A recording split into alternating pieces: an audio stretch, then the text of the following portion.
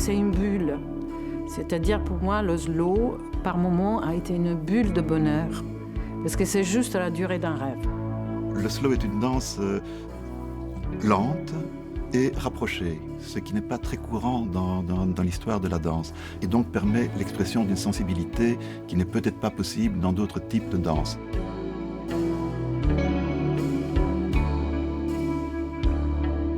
Je me souviens des sensations que j'avais pendant les slows. Extérieurement, j'avais l'impression d'être lent et pâteau, etc. Mais intérieurement, il y avait des choses, des pensées, des ressentis qui fusaient à toute vitesse par rapport à la danse que j'étais en train d'effectuer avec ma partenaire. En fait, cette rencontre amoureuse, les protagonistes, tels qu'ils en parlent, montrent bien qu'il y a toute une incertitude, une profonde incertitude. On ne sait pas très bien ce qui va se passer. Mais je pense que le slow continue à avoir une place dans nos imaginaires assez fondamentale, et ne serait-ce que par le cinéma, par les musiques, enfin, même s'il n'est plus pratiqué en tant que tel, je pense qu'il reste présent. C'est bien de reprendre un concept qui peut être genre une catastrophe, parce que ça peut être une catastrophe, et je pense que ça l'a été dans de nombreuses soirées dans la vie de plein de gens aussi, pas que du bonheur, mais le moment de base il est beau et il faut garder ça, et on t'enlève tout le truc un peu moche. J'ai envie de te dire, nous on fait une révolution du slow, en fait. Je suis en train de me dire, c'est une révolution. Il faut danser le slow. Il faut danser le slow. Il faut danser le slow!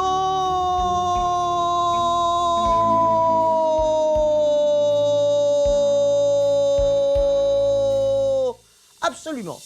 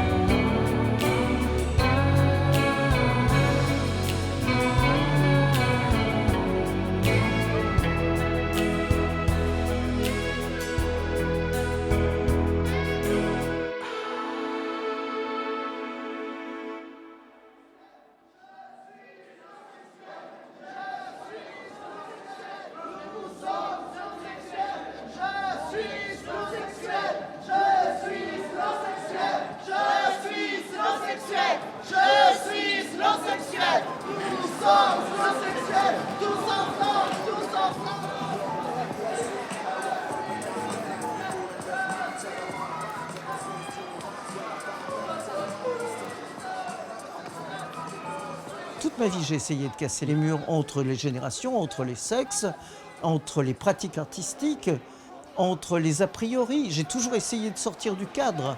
Et effectivement, là, on nous met toujours des cadres. Et on nous dit, ah non, le slow, alors maintenant, on ne le fait plus. Mais c'est complètement faux. On peut tout à fait sortir de ce cadre, de cette espèce d'a priori sur la manière de se comporter avec l'autre. Et c'est une manière de se comporter avec l'autre, le slow. C'est vraiment une danse, une pratique culturelle illégitime. Elle n'est même pas considérée comme étant une forme de culture partagée, une culture populaire, ce qu'elle a été pourtant. C'est quand même pas rien dans notre culture occidentale de prendre quelqu'un dans ses bras. J'ai l'impression que le slow, ça a eu une importance à la fois sentimentale pour plein d'ados de pas mal de générations, et ça a pu avoir une importance sociale entre les années, moi je le situe entre la fin des années 1950 et la fin des années 1990. Est-ce que le slow est mort? Moi, je crois qu'il n'est pas mort parce qu'on en parle. En tout cas, il existe. Même si on ne le danse pas, on sait que ça a existé. On sait ce que c'est. J'aime ta cuisse entre mes cuisses, tes mains sur ma taille. Après le baiser de l'artiste que j'ai fait, je veux faire le slow de l'artiste, en tout cas pour rapprocher les corps. Parce qu'après cette période de distanciation physique, nous en avons absolument besoin. Et puis, je me suis aperçu que tous mes assistants qui sont très jeunes n'ont pas dansé le slow. Je me suis dit, il faut faire quelque chose pour les jeunes. On ne peut pas les laisser comme ça. Je suis slow sexuel, je suis art sexuel.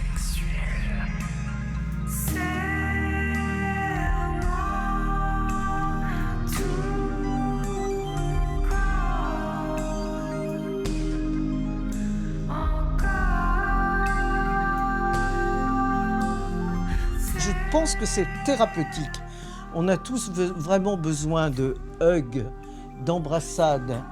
On a besoin de câlins, comme quand on était petit. Comme c'est bon un câlin. Un câlin, un slow, c'est un câlin de 3 minutes ou de 4 minutes. C'est fantastique. Avec une délicatesse. Avoir de corps, que c'est Oublier le slow, c'est pas possible. C'est vraiment pas possible. Parce que on est dans le rapprochement des corps, dans la rencontre. On est dans quelque chose qui est extrêmement physique et qui peut être extrêmement sensuel, extrêmement sexuel. Mais on y va doucement. On y va en se rencontrant petit à petit, avec l'envie, effectivement, que ça se passe et que ça se passe bien. C'est-à-dire qu'il y a une vraie rencontre. C'est une danse très populaire, démocratique. C'est-à-dire c'est la danse dans laquelle on peut s'engager sans savoir danser. Ce qui ne veut pas dire que vous allez y arriver du premier coup. Ce qui ne veut pas dire que vous n'allez pas être en situation de difficulté. Parce que c'est une danse qui nécessite d'instaurer un corps à corps. Mais un corps à corps, contrairement à toutes les danses du système des danses de couple, c'est un corps à corps qui est très très lent, comme le nom l'indique. On ne peut pas se réfugier derrière la vitesse, on ne peut pas se réfugier derrière la dépense énergétique, on ne peut pas se réfugier derrière les pattes du mouvement, on ne peut pas se réfugier derrière la technique. Et donc on est dans un corps à corps très très lent, où vont apparaître en surbrillance tout le flux émotionnel, toutes les émotions qui nous traversent. C'est la rougeur, c'est la transpiration, c'est les mains moites, c'est le cœur qui bat, c'est le tremblement des membres. Parce que l'enjeu, c'est de savoir où mettre les mains, comment prendre l'autre dans ses bras. C'est sûr que là, on est sur le sens du toucher plus que jamais, quoi. Et ce sens du toucher qui est aussi une sorte d'accordage des corps, d'harmonisation. On se met sur un rythme commun et on sent tout ce qui se passe dans le corps de l'autre. C'est une étreinte. On sent la transpiration de l'autre, on sent les odeurs, on sent le souffle, on le ressent sur sa peau. On voit des petits détails, parce que quand on a le regard, je sais pas, dans le cou du partenaire, peut-être on va découvrir les grandes beautés, la petite cicatrice, ou je sais pas, la barbe qui était mal rasée, qu'il y a 3-4 poils qui sont restés solitaires, alors que tout le reste est bien rasé. Je sais pas, on est dans l'ordre du détail qui nous fait découvrir des choses de cette personne. S'il a les oreilles propres, je sais pas, ça va au-delà. Il y a le toucher, mais il y a aussi toute la proximité qui amène l'intimité. On peut même fermer les yeux. On peut rester sur place et juste tourner sur soi-même. Donc on n'a plus besoin d'avoir les yeux ouverts pour voir ce qui se passe autour, guider dans l'espace de la salle de bal, comme c'était le cas pour d'autres danses. Donc on est vraiment dans la sensorialité exacerbée. C'est fou comme ça bouillonne, c'est fou. C'est fou comme on est dans une espèce d'excitation et d'extase et en même temps d'inquiétude, mais en même temps de douceur, de tendresse, de sensibilité, d'écoute. On écoute l'autre, mais on s'écoute soi-même en se demandant effectivement qu'est-ce que ce couple improvisé va petit à petit donner. Est-ce qu'on va se séparer définitivement à la fin ou au contraire, est-ce qu'on va continuer ?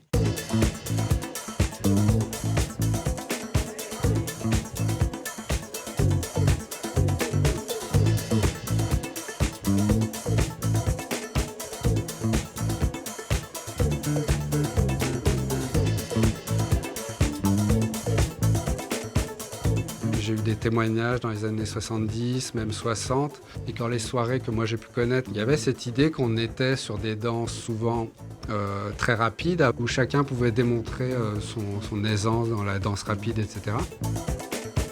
Et que tout d'un coup, hop, Super ambiance ce soir au Crystal Club, c'est le moment des amoureux, trouvez votre partenaire. un tempo qui descend de plusieurs BPM. Et là, c'est le signal d'une musique qui est lancée par un DJ et qui va signaler voilà, que le rituel du slow peut commencer.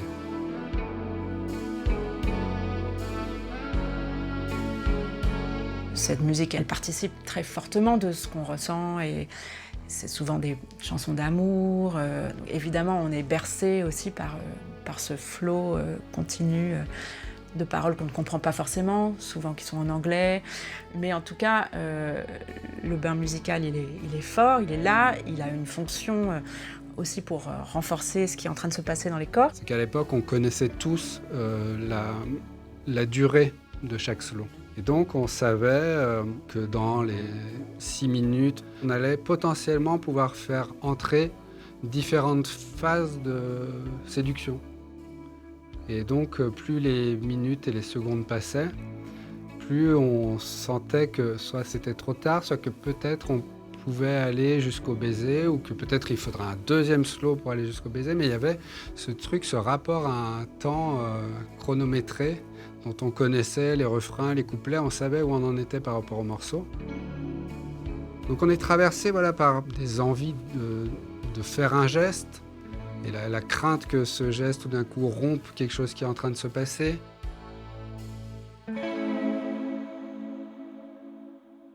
Et sur ces 3 à 7 minutes, on a ressenti tout un tas d'émotions qui peuvent aller de la crainte au désir. Beaucoup de garçons que j'ai interrogés m'ont parlé d'érection non maîtrisée, donc là c'est une émotion plutôt de gêne. Il y a toute cette ambivalence dans le moment slow qui est de se dire ce moment n'est qu'une étape, n'est qu'un rituel, mais en même temps qu'est-ce que ce serait bien si ce rituel pouvait se prolonger, à la fois pour nous épargner de plonger dans les affres ou dans la jouissance du passage à l'acte, et puis pour faire en sorte que ce moment un peu entre guillemets d'innocence ou de joie du débutant perdure. Oui, je suis tombée quand j'avais 18 ans sur un garçon. J'ai dansé un saut avec lui. Au début, on n'était pas trop collés.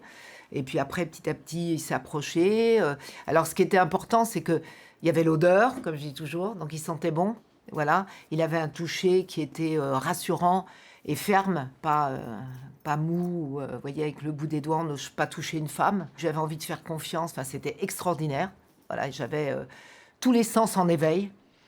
Et donc, oui, ça a permis le baiser, le premier baiser, un baiser langoureux, et qui a fait qu'après, on rentre chez soi, et on a encore le corps en éveil, on est complètement, on transpire, on est super bien, et ça m'est resté, ces bonnes sensations me sont restées quand même toute la semaine. On ne va pas danser le slow pour le plaisir de la danse exclusivement.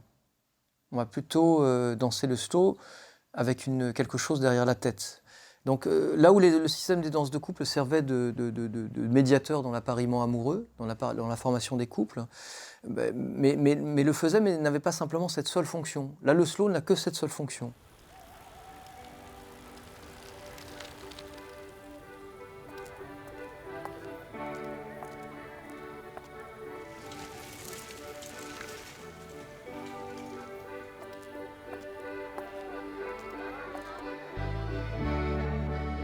Faut pas oublier quand même que nos grands-parents ou les arrière-grands-parents de cette génération d'aujourd'hui se rencontraient dans les bals. Et donc il y avait toutes sortes de danses. Et la plupart des rencontres se faisaient dans les bals. De toute façon, ils travaillaient toute la semaine, ils avaient ça pour se divertir. On sait que le bal et les danses de couple au XXe siècle ont une fonction dans la rencontre des Français. Jusqu'en 1975, c'est un des premiers lieux où les Français se rencontrent, où ils forment un couple. Mais là apparaît cette danse dans les années 60 qui est vraiment exclusivement dédiée à ça. Sa seule finalité, c'est l'appariement amoureux. Le slow correspond à une époque assez particulière de cette histoire des danses de bal. À la fois, il y a quelque chose qui perdure. À la fois, on est aussi dans une histoire longue de la danse de couple. Donc on passait de danses où, au XVIIIe siècle, on pouvait avoir des danses de couple où on se tenait simplement par la main, comme le menuet par exemple, à la valse où le couple va se refermer sur lui-même. On est dans un enlacement fermé, ce qu'on appelle. Donc on est en contact avec les deux bras, les deux mains. Avec le tango au début du XXe siècle, les bustes rentrent en contact. Et puis avec le slow, alors là, on est dans un enlacement complet. Donc on est voilà, dans cette histoire longue de l'enlacement, on pourrait dire, le slow vient parachever quelque chose du rapprochement des corps. On ne connaît pas l'origine exacte de cette danse, mais une des théories, c'est que ce serait une sorte de dérivé du slow foxtrot, une danse de salon très technique, qui joue vachement sur la lenteur, mais qui repose quand même sur des mouvements très techniques. Et là, l'idée de la slow dance, c'est de reprendre l'idée de lenteur, mais en annulant toute forme de technique. Juste, on va lentement et on pivote ensemble autour d'un axe imaginaire. Alors le slow apparaît au fin des années 50 aux États-Unis, et puis ensuite gagne l'Europe, comme d'autres danses avant lui. On est dans une époque où il y a une médiatisation. Ça apparaît sur le plateau d'une émission de télévision. C'est l'émission American Bandstand. Et effectivement, c'est dans cette émission qu'on peut situer un des foyers d'émergence de la danse slow. This song was one of the biggest request songs and got to be toward the top of the hit list about the middle of September. See if you remember this one.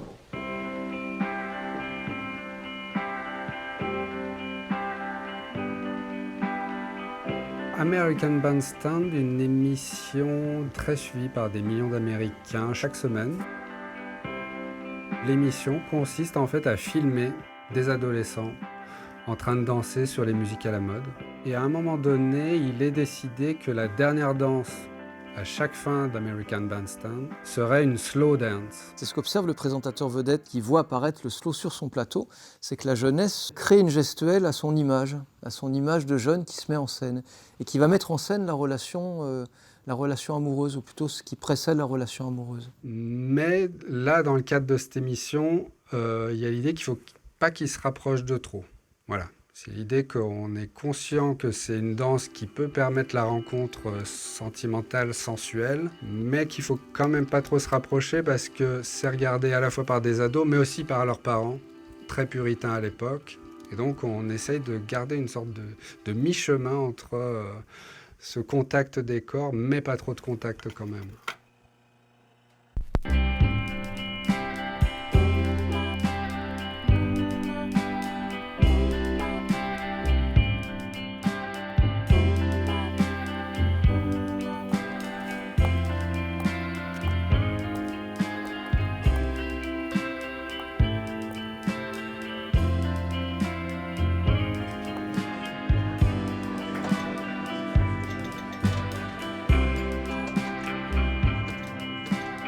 Lorsque le slow prend en Europe dans les années 60, c'est une danse de jeunes adultes. Mais à ce moment-là, on peut dire que la jeunesse est construite médiatiquement par la presse. Salut les copains, par les émissions de radio, par la télévision, par des manières d'écouter la musique, le Tépaz, et puis évidemment par des groupes de rock. C'est l'époque petit à petit de la mixité sociale, petit à petit aussi dans les lycées. C'est l'époque des booms, où il n'y a plus besoin d'aller dans un bal populaire qui est extrêmement surveillé. Et on organise la danse chez soi. Et bien entendu, le slow va naître dans cette ambiance. Le bal, c'est devenu le bal des anciens, des vieilles personnes, des anciennes générations. Et pour être moderne, chaque génération a besoin d'affirmer aussi des choix musicaux, des choix chorégraphiques, enfin des choix de danse.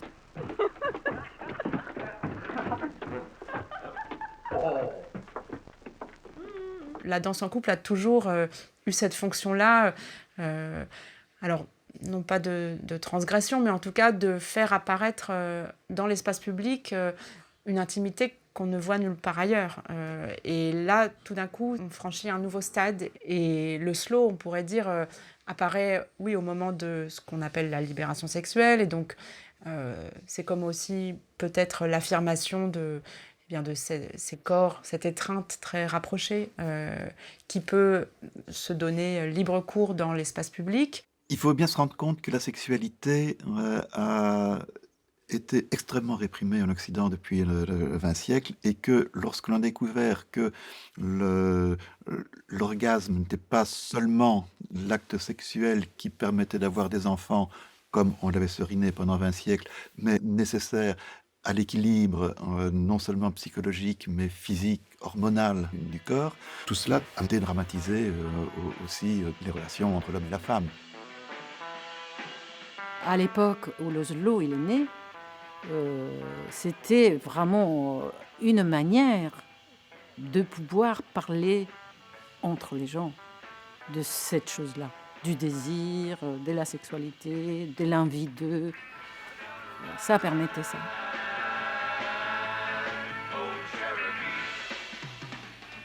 Le slow va s'intégrer dans les années 60 à ce qu'on appelle à l'époque, ce qui émerge dans cette décennie, c'est la contre-culture. Donc une manière de faire différemment des aînés, notamment sur le plan de l'amour, de la rencontre amoureuse et de la sexualité. Donc effectivement, c'est la danse appropriée pour mettre en scène cette nouvelle relation amoureuse. C'est le où je veux, quand je veux, et avec un rituel qui m'appartient. Tout ça est aussi lié à l'image qu'on va avoir des conséquences du rapport amoureux.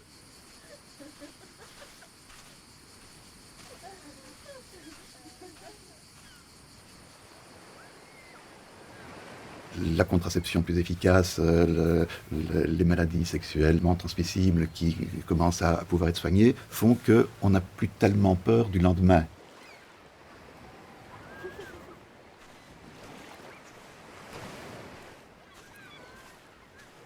Les mentalités changent beaucoup plus lentement que les découvertes qui les permettent, mais la jeune femme en particulier aura nettement moins peur des conséquences d'une drague un peu plus active.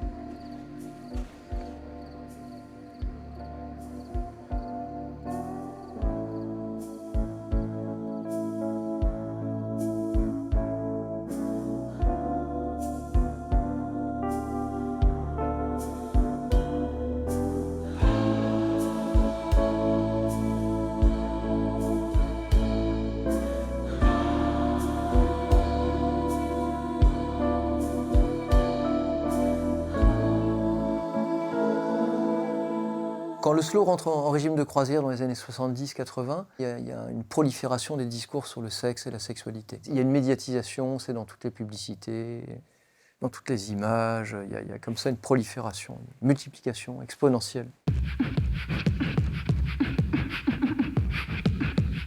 Et hop!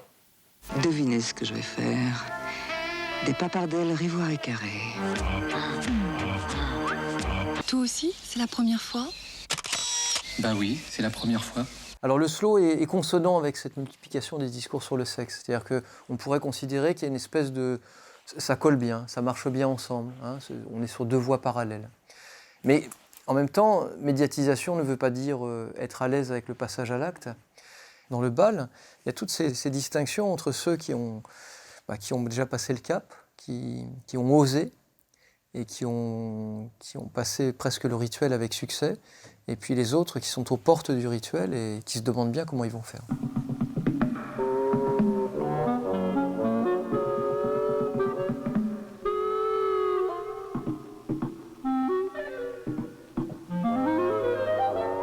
La fameuse épreuve de l'invitation.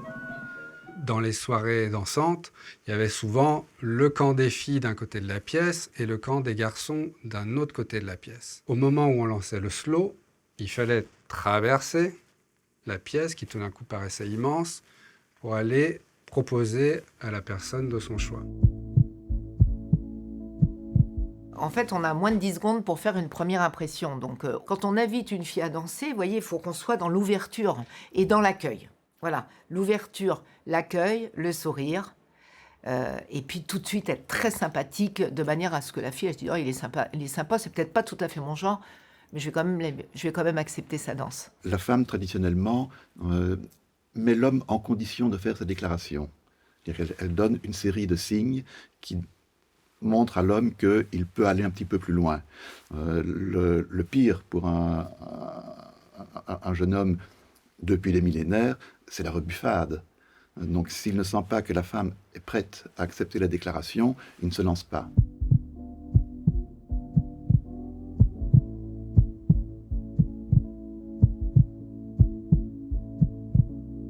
Pendant mon enquête sur le slow, j'ai recueilli un témoignage d'un homme, un certain Paul. Je l'ai interrogé, il avait une 50aine d'années. Et il se souvenait très, très, très précisément de cette longue traversée qu'il a fait alors qu'il avait 15 ans. Et il revoit tout très précisément. Il revoit plus précisément la traversée que ce qu'il y a pu avoir après. Il revoit le lino par terre, il revoit la qualité de soleil qui arrivait dans la pièce, le soleil couchant, etc. Donc il y a un truc très fort qui se passe avant même le slow. On pourrait, en plaisantant, dire que les femmes et les jeunes femmes de cette époque prennent un malin plaisir à observer les hommes se dépatouiller avec cette invitation dans laquelle ils peuvent se prendre un râteau effroyable, qui les marque durablement. On pourrait penser que ça n'était qu'un slow. Mais justement, non. Dans ce slow qui n'était qu'un slow, il y avait quelque chose de beaucoup plus grave qui était engagé, parce qu'il faut se rappeler que c'est la première fois. C'est la première fois qu'on va prendre quelqu'un dans ses bras. C'est sûr que c'est un lieu où à la fois les codes font que ça passe et que la prise de risque n'est pas si grande que ça. On n'a pas mis non plus tout son honneur en jeu. Mais quand même, ça peut être un exercice social très, très rude. Une fois qu'on avait pris un râteau, il y avait une autre chorégraphie qui se mettait en place. C'était le retour à sa chaise. C'est-à-dire comment repartir dans le camp des garçons, mais de façon assez digne, prendre une sorte de tangente, un mouvement un peu qui essaye de noyer le poisson. Bien sûr que les filles et les garçons ont vu ce qui s'était passé, mais comment trouver la chorégraphie qui va nous permettre de rentrer dignement dans le camp des garçons et éventuellement trouver un camarade avec qui discuter et reprendre une certaine contenance. Le pendant du râteau, c'est la tapisserie des danseuses au bal, quel que soit le genre de danse. Et la tapisserie, c'est ce que certaines danseuses appellent aussi faire cul carré sur sa chaise. Donc c'est l'attente, c'est quelque chose qui peut être très déprimant, très déstabilisant, parce que dans certains bals, les danseuses attendent toute la soirée sans danser. Or, tout le monde sait qu'on vient là pour danser. Donc c'est terrible de rester là sur le bord de la piste et d'avoir à simplement regarder les autres. Alors, si on vient avec des amis, on va pouvoir discuter, mais ça peut être très violent malgré tout. L'attente, je dirais, même s'il n'y a pas d'humiliation visible sur un instant précis, va générer une humiliation c'est la double peine, qui est 2 fois plus forte. Parce que je ne peux pas faire le premier pas, et parce que je peux rester toute la soirée à attendre. Plus tard, il est venu le rituel du quart d'heure américain, où là, c'était les filles qui étaient autorisées à aller inviter les garçons. Le quart d'heure américain, c'est le rituel qui est censé désamorcer le côté macho du rituel d'invitation. Même si le slow arrive à l'époque de la libération féminine et de nouveaux acquis en termes de droits d'appropriation de son propre corps pour les femmes, on reconduit cette prérogative masculine du choix. Donc l'homme choisit avec qui il a envie de danser et la femme a le loisir de refuser éventuellement. Mais en tout cas, c'est vraiment le moment où elle peut choisir est très restreint et confiné à une période très courte de la soirée, quoi. Il y a aussi dans le slow, je peux danser avec quelqu'un, mais en fait, moi j'ai envie de danser avec un autre. Et donc, créer de la jalousie en espérant que ça se fait. Je danse plus avec toi, je vais chez toi, je danse pas avec toi. Je vais danser avec tous les autres. Donc, soit c'est volontairement... Il y a beaucoup de jeux qui peuvent se faire.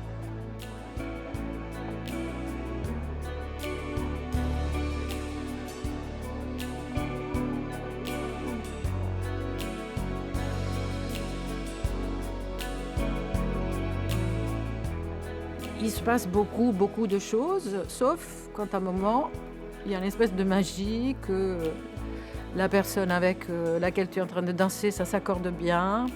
La musique arrive, la musique que tu aimes beaucoup, et que tout ça, ça crée cette petite bulle, ce sentiment un peu pur de vouloir se donner à quelqu'un que tu peux avoir quand tu es jeune, que tu commences à expérimenter tes premiers émois. De sentimentaux, il y a quelque chose on est pur, on est vierge. Quand on était même ado, C'était extraordinaire. On allait dans les booms, on appelait ça les booms, comme la fameuse Boom, le film avec Sophie Marceau. Et on avait nos premières flirts, ce qu'on appelle le flirt. Donc flirter n'est pas coucher. Et effectivement, ça faisait partie des préliminaires. Les choses, elles venaient naturellement, puis après, on s'emballait. Voilà, c'est-à-dire qu'il y avait ce baiser qui durait pendant des heures, très agréable. On couchait pas, mais on s'emballait. Vous voyez, on avait le baiser long. Et c'est ça qui était génial. C'est se rouler une pelle, une galoche, un patin. Et donc là, les protagonistes racontent, oui, mais comment faire le premier baiser? Alors, pour certains, il n'apparaît pas dans le slow, mais pour d'autres, c'est le moment du slow. Et dans quel sens tourner la langue? Alors, des garçons racontent, oui, elle s'est mise à baver, j'en ai eu plein la chemise. Des filles racontent, oui, la même chose, il s'est mis à baver, j'en avais plein partout. C'était souvent très désagréable. Donc, le premier baiser, là aussi, est quelque chose du rituel amoureux qui, même s'il y a une espèce de précocité qui se met en place, qui ne va pas du tout de soi.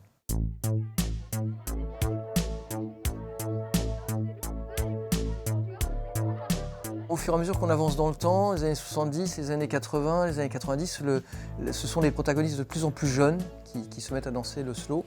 La boom en est le marqueur. Simplement, c'est comme si les adolescents des années 80 s'étaient appropriés les danses de leurs parents. Moi, je me souviens très bien, pendant nos booms, d'une petite tête d'un parent qui passait discrètement au moment des slows pour voir s'il se passait quelque chose au niveau des petits qui avaient 12-13 ans. Enfin, même quand ça se passait dans le garage d'une copine ou d'un copain, il y avait toujours ce petit regard des parents qui se faisait discret, mais qui était quand même toujours là pour accepter le rituel tout en essayant de le contrôler un tout petit peu. C'est comme si aussi dans le vaste mouvement, entre guillemets, d'émancipation, porté par la génération du baby-boom, comme si les boomers avaient transmis à leurs adolescents des pratiques qui étaient les leurs, mais qu'ils ont voulu qu'ils pratiquent plus jeunes. On peut lire là une espèce de bonne volonté culturelle de la part des parents, de dire, allez les enfants, même si pour vous ça ne va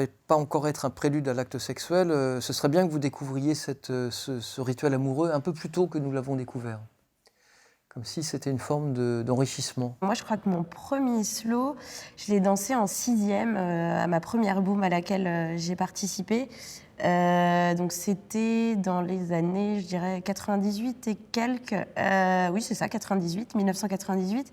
Et c'était l'instant de la soirée. Tout le monde attendait le slow justement pour danser avec le garçon, la fille avec qui on avait envie de connecter un peu plus, et c'était un peu ce truc qu'on attendait vraiment. Et puis il y avait, moi je me souviens, le placement des mains était extrêmement important. Voilà, nous on devait mettre les mains autour du cou, le garçon nous mettait les mains sur les hanches, puis il descendait, mieux c'était. Le désir au sens large évidemment est là, le désir du corps de l'autre, mais il est aussi problématique. C'est là où les émotions sont contradictoires, c'est-à-dire qu'il y a un désir, puis en même temps il y a une espèce d'appréhension très très forte, parce que ce désir n'est pas encore très bien structuré, très orienté, très construit. Il va dans tous les sens. Ça redouble en fait le côté un peu juvénile et puis incertain du slow. C'est-à-dire qu'il y a vraiment une double incertitude qui se glisse dans la danse. Les adolescents se lancent là-dedans sans trop bien savoir ce qu'ils vont chercher derrière. Et c'est le trait de cette époque, c'est que le slow devient une forme de normalité, devient un rituel adolescent tout à fait normal, tout à fait conventionnel. Et puis ensuite, dans les années 90, début 2000, il y a manifestement un déclin du slow. Il y a eu le constat que le slow était en voie de disparition, c'est-à-dire que j'ai interrogé pas mal de jeunes entre 14 et 20 ans d'aujourd'hui qui qui pour certains n'avaient jamais dansé de slow. Alors c'est possible que le slow ait été tellement associé à cet enjeu de séduction et à cette nécessité de passer par cette case-là, par cette étape-là.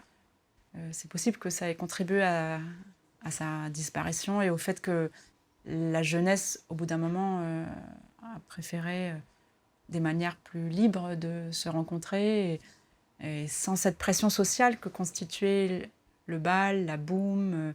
Les jeunes, ils sont déjà passés à autre chose. Et du coup, cette danse, dans cette formulation-là, avec les valeurs qu'elle a contenues, est devenue obsolète.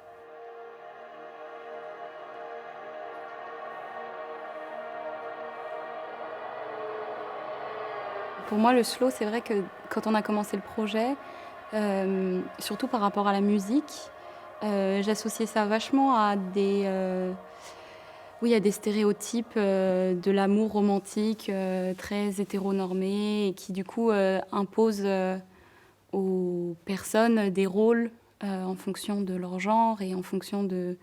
Mais leur impose aussi plein de choses en fait sur comment doit se dérouler une relation amoureuse, comment ça doit commencer.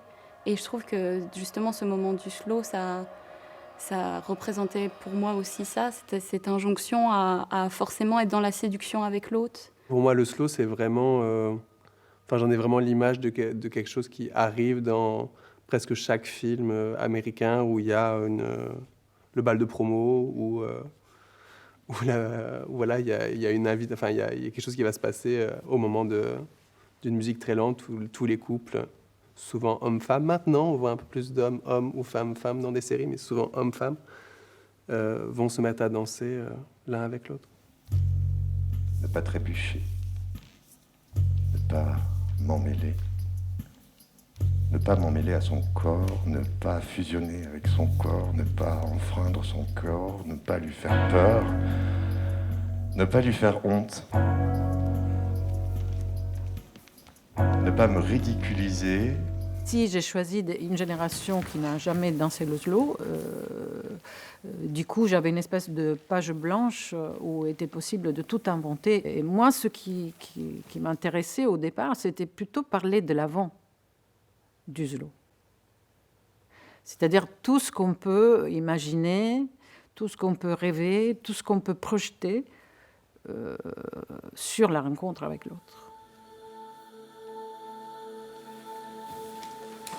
Finalement, à travers une figure de danse qui est à la fois peut-être c'est la plus pauvre et en même temps ça a raconté pour beaucoup de générations, pendant une cinquantaine d'années quand même. Il a véhiculé des valeurs, il a été un outil pour apprendre à vivre avec l'autre d'une façon ou d'une autre. Le protocole du slow, effectivement, peut être délicat en période post-MeToo parce qu'il peut être mal interprété. On peut mal interpréter votre désir d'approcher le corps de l'autre. Et dire oui, non mais là, tu me harcèles, tu t'imagines pas, tu te prends pour qui, mec, là où tu mets les mains, enfin tu te rends pas compte, qu'est-ce que c'est que ça? Vous voyez, c'est-à-dire que le rituel du slow a aussi disparu en termes de normes de rencontre des adolescents ou des adultes, et donc il peut être considéré comme une agression. Et même si les enjeux de séduction, de rapports sociaux, de rapports aux autres sont toujours présents dans les discothèques, dans les rêves, dans les free parties, dans toutes les manières dont on peut danser en solo, on est dans un rapport au corps très différent. C'est-à-dire qu'on va communier dans un même bain sonore, un même bain lumineux, une même dépense physique, mais l'absence de contact crée un nouveau paradigme. Enfin, ça fait qu'on ne cherche plus à interagir de cette façon inédite qu'est la danse en couple, en contact.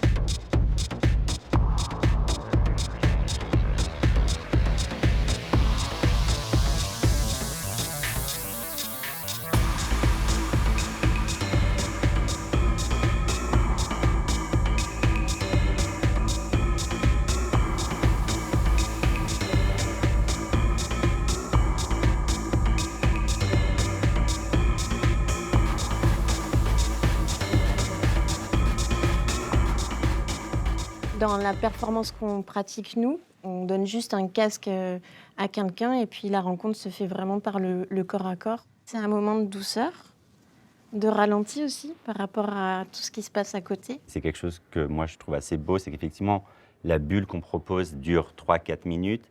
Généralement, pendant les 30 premières secondes, 1 minute, c'est assez tendu où les gens font un peu ça pour rigoler parce que les personnes ont conscience d'être potentiellement regardé par la vie qui continue autour. Et au bout d'1 minute, 1 minute 30, on sent le corps qui tout d'un coup se ressaisit de nous ou qui change de position pour vraiment, en fait, il y a une bonne minute d'adaptation et ensuite un vrai moment d'expérience. Mais en tout cas, oui, le slow, en fait, il faut le vivre pour comprendre ce que c'est.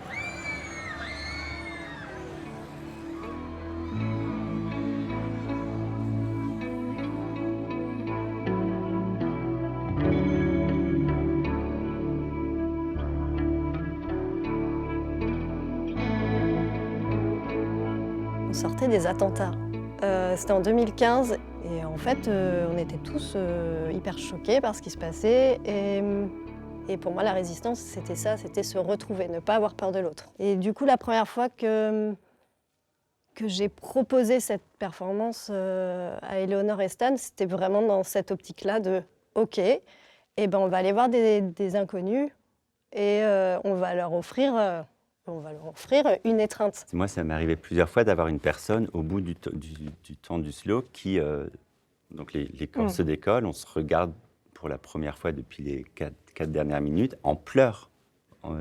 Alors, je pense que c'est lié à plein de choses. C'est de toute façon un moment assez fort pour les personnes qui dansent avec nous, je pense, et pour nous aussi, effectivement. Il y a des gens qui n'ont pas de contact physique, il y en a plein.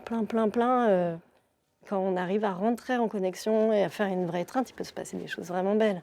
Tu découvres ton corps avec l'autre, tu découvres ton corps à partir du moment où il y a quelqu'un qui te prend dans tes bras. C'est l'autre qui fait exister ton corps.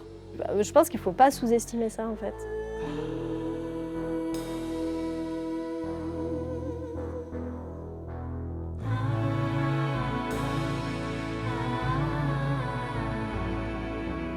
L'Oslo s'est peut-être arrêté après les années SIDA. Il me semble que moi, quand j'étais jeune, je n'avais pas de peur de l'autre. Je n'avais pas peur que l'autre il me file une maladie, qu'il me contamine. Nous, on ne se protégeait pas comme ils se protègent, les jeunes, aujourd'hui. Alors, on était fous, peut-être. C'était de l'ignorance. Hein. Je ne dis pas que c'était mieux, mais peut-être aussi que le fait qu'aujourd'hui, on véhicule aussi des maladies, quand on voit le Covid, même le Covid, il a changé beaucoup de notre façon de se dire bonjour. Avant, on se faisait 4 bisous, on se disait 3 mots, et puis on se refaisait 4 bisous, et puis salut. Maintenant, c'est le coude, des fois on fait comme ça. Il y a des gens qui font hyper attention, il y a des gens qui continuent à porter des masques. Il y a eu un traumatisme autour de ça. Là, on arrive dans une société où il y a un grand vide par rapport à l'amour, puisque le but de tout ça, c'est de se rencontrer. Et le manque d'amour se fait quand même sentir. Beaucoup de gens seuls, beaucoup de gens derrière leur écran, chez les jeunes, qui ont parfois un grand vide affectif et aussi une misère sexuelle. On est passé inconsciemment dans une digitalisation de la relation amoureuse et de l'approche amoureuse. Une digitalisation, ça signifie régi par les algorithmes. Et les protagonistes le racontent. L'application, ça match ou ça matche pas. On se rencontre, si ça match, on y va. Si ça ne matche pas, on boit un café, salut, c'était sympa, on n'a pas de temps à perdre. On repart à l'application pour se refixer un rendez-vous. Donc le slow raconte cette finalité du passage à l'acte, mais on l'a dit, ce n'est pas du tout aussi évident. D'abord, il y a l'incertitude, et puis ensuite, il n'y a pas mécaniquement un passage à l'acte. Et donc, cette incertitude du slow n'est pas très rentable comparativement à l'efficacité des applications de rencontre, par contre. Ces slow, justement, permettaient aux jeunes de s'entraîner, à faire connaissance, à aussi savoir dire non. Parce que c'est important pour une fille qu'elle apprenne à dire non. Et d'ailleurs, on dit non, pas qu'avec la parole, avec la voix, on dit non aussi avec le regard, avec le corps. Donc voilà, c'est non. C'est non. Et puis aux garçons, apprendre des râteaux. Les râteaux, c'est bien, justement. Prenez des râteaux. Plus vous prendrez de râteaux, mieux vous réussirez après. Parce que ça fait du bien à l'ego. Et puis, où est-ce qu'on a vu dans la vie qu'on allait tout réussir ? Pour moi, le slow dans ma vie sentimentale et mon apprentissage de la sensualité, il a été hyper déterminant. Notamment parce que j'étais un grand timide. Pour les timides, ça a été quand même Et j'étais pas très fort dans les autres danses. Donc, c'était le moment où on pouvait danser et où on n'avait pas besoin d'avoir aucune technique pour inviter à danser. Donc, j'ai tendance à penser que le slow n'existant plus à notre époque, pour les jeunes, c'est une perte pour eux. Après, eux, ils n'en ressentent pas le besoin. Je pense qu'ils ne le ressentent pas du tout comme une perte. Aujourd'hui, le slow, c'est une forme de folklore, en quelque sorte. Alors, folklore au sens de Michel de Certeau, hein, qui écrivait « Le folklore, c'est la beauté du mort ». C'est une expression qui n'est plus pratiquée communément, de manière populaire, de manière spontanée. C'est une pratique qui est remise en avant, qu'on essaye de promouvoir, à laquelle on essaie de se réintéresser, qu'on essaie d'étudier, qu'on met en scène. C'est ça la beauté du mort. La pratique est morte, mais on va essayer d'en dénicher toute la beauté, toute la subtilité, toute la profondeur. Pour l'instant, je dirais qu'on est dans cette espèce de période. Mais ça peut évoluer, ça peut être qu'une phase qui peut aller vers autre chose.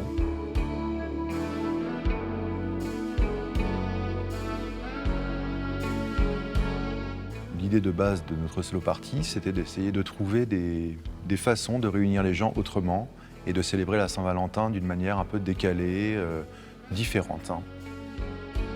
C'était aussi de se dire, on va danser le slow dans toute la ville. Strasbourg est une ville romantique, donc on va faire danser Strasbourg sur ces belles musiques. Personnellement, je ne m'y attendais pas à ce que ça cartonne autant une slow party. Pour moi, on était il y a 10 ans, hein, elle a été créée il y a 10 ans, c'était un peu has-been le slow à ce moment-là. Je trouvais qu'on n'était plus du tout dedans. Et finalement, on a été extrêmement surpris de voir autant de monde. Moi, je ne pense pas qu'il faille dire absolument non, le slow n'est pas kitsch. On le voit hein, dans la mode, dans le design, dans l'art. Hein, on joue avec le kitsch. On a effectivement toute cette Madeleine de Proust un peu qui revient, où ça nous rappelle des souvenirs. Et en fait, c'est de l'émotion. Rien que la musique, en fait, effectivement, elle est peut-être kitsch, mais elle nous emporte en fait dans une sorte de sensation.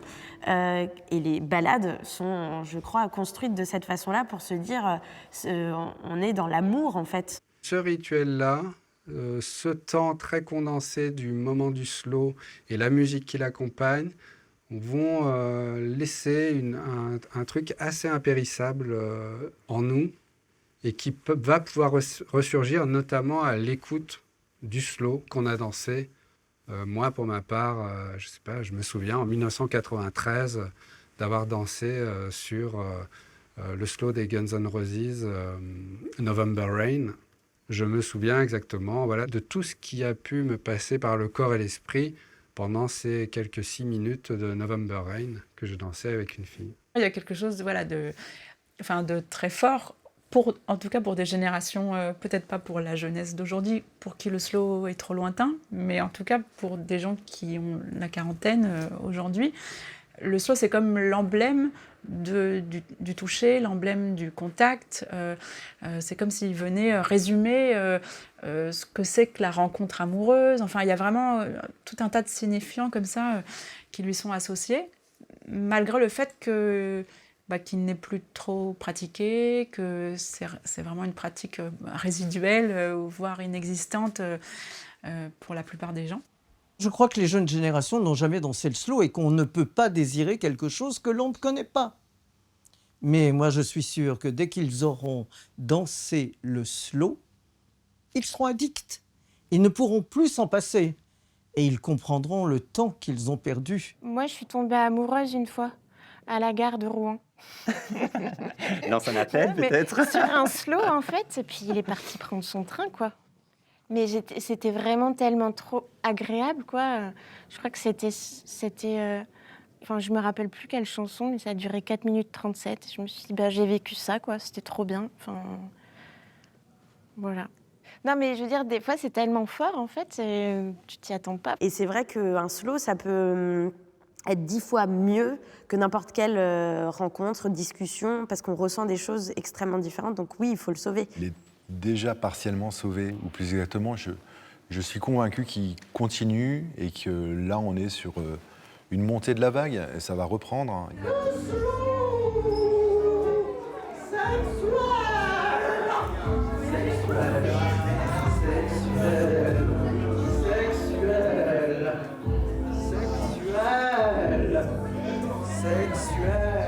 Mais de toute manière, le corps est politique. Tout ce qu'on fait, tout ce qu'on dit, les gens qu'on rencontre, tout cela, c'est politique. Donc effectivement, danser le slow, je trouve que c'est politique. Parce que c'est arrêter d'avoir peur du corps de l'autre, et ça, arrêter d'avoir peur de sa sensualité, c'est vouloir développer sa sensibilité. C'est vraiment d'une beauté incroyable. Mais bien sûr, l'autre, c'est pas uniquement d'une manière hétéro. Ça peut être bien sûr des hommes, des femmes, des trans, tout ce qui existe comme corps et comme possibilité de corps et de rencontre, qu'on soit jeune, moyennement jeune, handicapé, pas handicapé, vieux, très vieux. On danse le slow à tous les âges et tout le temps, et jusqu'à la fin, on peut danser le slow.